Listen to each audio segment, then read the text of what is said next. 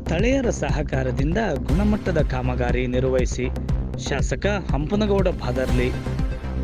KKRDB ಅಕ್ಷರ ಆವಿಷ್ಕಾರ ಯೋಜನೆಯಡಿಯಲ್ಲಿ ತಾಲೂಕಿನ ಸೋಮನಾಪುರ, ಬೂದಿಹಾಳ, ಮಾಡಶಿರವಾರ ಗ್ರಾಮಗಳಲ್ಲಿ ಸರ್ಕಾರಿ ಪ್ರೌಢಶಾಲೆ ಕಟ್ಟಡಗಳಿಗೆ ಭೂಮಿ ಪೂಜೆ ನೆರವೇರಿಸಿ ಗುಣಮಟ್ಟದ ಕಾಮಗಾರಿಯನ್ನು ನಿಗದಿತ ಕಾಲಾವಧಿಯೊಳಗೆ ಸ್ಥಳೀಯರ ಸಹಕಾರದೊಂದಿಗೆ ನಿರ್ವಹಿಸಿ ಎಂದು ಗುತ್ತೇದಾರರಿಗೆ ಶಾಸಕ ಹಂಪನಗೌಡ ಬಾದರ್ಲಿ ಸೂಚನೆ ನೀಡಿದರು. ಸೋಮಲಾಪುರ, ಬೂದಿಹಾಳ, ಮಾಡಶಿರವಾರ ಒಟ್ಟು 10 ಕಟ್ಟಡಗಳಿಗೆ ಭೂಮಿ ಪೂಜೆ ನೆರವೇರಿಸಿದರು. ಬೂದಿಹಾಳ ಗ್ರಾಮದಲ್ಲಿ ಭೂದಾನಿ ದೊಡ್ಡ ಬಸಪ್ಪಗೌಡರಿಗೆ ಸನ್ಮಾನಿಸಿ ಗೌರವಿಸಿದರು.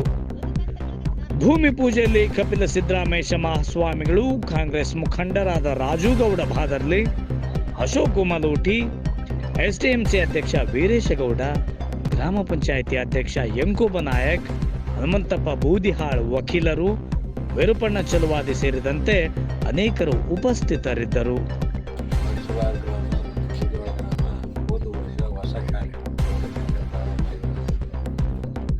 ಪ್ರೌಢಶಾಲೆ ಪ್ರಾರಂಭ ಆಗಿ 6 ತಿಂಗಳಲ್ಲಿ ಈ ಶಾಲೆಗೆ ಕಟ್ಟಡಗಳು ಬಂದಿರೋದು ಬಹಳ ಸಂತೋಷವಾದ ವಿಚಾರ. ಈಗಾಗಲೇ RMS ಯೋಜನೆಯಲ್ಲಿ ಕೂಡ ಸುಮಾರು 10 ಕಟ್ಟಡಗಳು ಈ ಗ್ರಾಮಕ್ಕೆ ಇದರಲ್ಲಿ ಕೊಟ್ಟಿರ್ತಕ್ಕಂಥ ಕೆಕೆಆರ್ಡಿಬಿಯಲ್ಲಿ ಊರಿಗೆ 1 ಕೋಟಿ, 1 ಕೋಟಿ, 2 ಲಕ್ಷ ಸೋಮಲಾಪುರ ಒಟ್ಟು ಈ ರೀತಿ ಬುದ್ಧಿ ಪೂಜೆಯನ್ನು ನೆರವೇರಿಸಿದ್ದೇವೆ. ಈ ನಮ್ಮ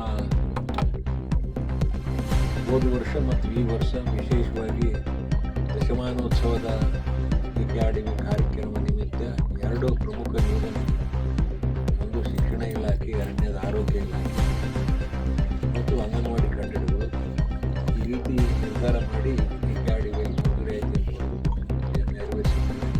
ಸುಮಾರು 53 ಕೋಟಿ ಅಂದಾಜು ಯೋಜನೆಗಳನ್ನು ಇವತ್ತು ಸಿಂಧನೂರು ತಾಲೂಕಿಗೆ ಈ ವರ್ಷ ಮೈಕ್ರೋದಲ್ಲಿ 40ರಿಂದ 50 ಕೋಟಿ ರೂಪಾಯಿ ಅಂದಾಜು ಮೈಕ್ರೋದಲ್ಲಿ ಮತ್ತು 30 ಕೋಟಿ ರೂಪಾಯಿ ಅಂದಾಜು ನಿನ್ನೆ ದಿವಸ ಕ್ಯಾಬಿನೆಟ್ನಲ್ಲಿ ಕುಡಿಯುವ ನೀರಿನ ಯೋಜನೆಗೆ 90 ಕೋಟಿ 90 ಲಕ್ಷ ರೂಪಾಯಿ ಅದು ಮಂಜೂರಾತಿ ಪಡೆದು ADM ಕೂಡ ಆಗಿದೆ. ಇದರ ಜೊತೆಗೆ ಆರೋಗ್ಯ ಇಲಾಖೆಯಲ್ಲಿ ವಿಶೇಷವಾಗಿ ನಾಳೆ ಬೆಂಗಳೂರಿಗೆ ಹೋಗ್ತೇನೆ. ಒಂದು ಜೋಳಗೇರಿಗೆ ಆರೋಗ್ಯ ಸಮುದಾಯ ಭವನ ಇದಕ್ಕೆ ಆದೇಶಿಸಿದೆ. 2 PHCಗಳು ಪ್ರಪೋಸಲ್ ಕೊಟ್ಟಿದ್ದೇನೆ. ಆ PHCಗಳು ಬಂದಿರಬಹುದು 45ರಲ್ಲಿ ಆ ಲೀಸ್ಟ್ನಲ್ಲಿ ನೋಡಿದ್ದೇನೆ, ಅದು ಬಂದಿರಬಹುದು.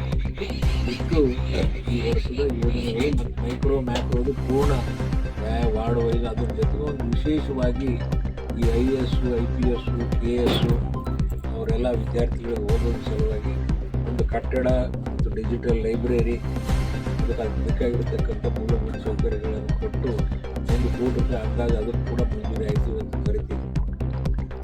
ಮತ್ತು ಸಿಂಧನೂರಿನಲ್ಲಿ ನಡೀತಕ್ಕಂಥ ದಸರಾ ಮಹೋತ್ಸವ ಹೇಳಿ ಸುಂದರೀಕರಣ ಮಾಡೋದಕ್ಕೆ, ದೀಪಾಲಂಕಾರ ಮಾಡೋದ್ರ ಸಲುವಾಗಿ 2.5 ಕೋಟಿ ರೂಪಾಯಿ ಅಂದಾಜು ಅನುದಾನವನ್ನು ಬಿಡುಗಡೆ ಮಾಡಿಸ್ತೀವಿ. ಅದೇ ರೀತಿ ಆದೇಶ